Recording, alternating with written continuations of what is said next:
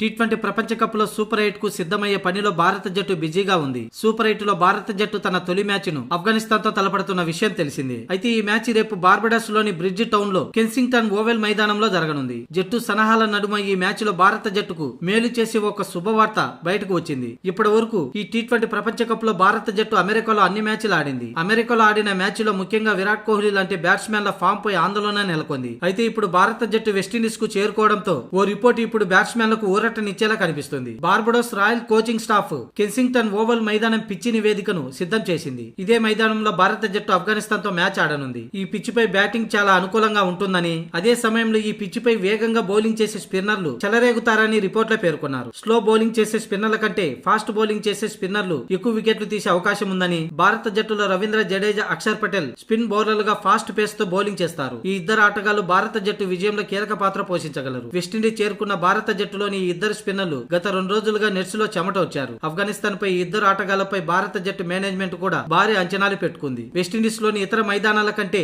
Oval లోని పిచ్చి చాలా భిన్నంగా ఉందని నివేదికలో పేర్కొంది. అలాగే బ్యాట్స్మెన్లకు కూడా చాలా పరుగులు రాబట్టేందుకు అవకాశం ఉందట. టీ20 మ్యాచ్ల సగటు స్కోరు 172 పరుగులు. ఈ మైదానంలో చివరి మ్యాచ్ నిన్న గ్రూప్ దశలో ఆస్ట్రేలియా, ఇంగ్లాండ్ మధ్య జరిగింది. ఇందులో తొలుత బ్యాటింగ్ చేసిన ఆస్ట్రేలియా 201 పరుగులు చేసింది. ఆ లక్ష్యాన్ని ఛేదించేందుకు వచ్చిన ఇంగ్లాండ్ 165 పరుగులకి ఆలౌట్ అయింది.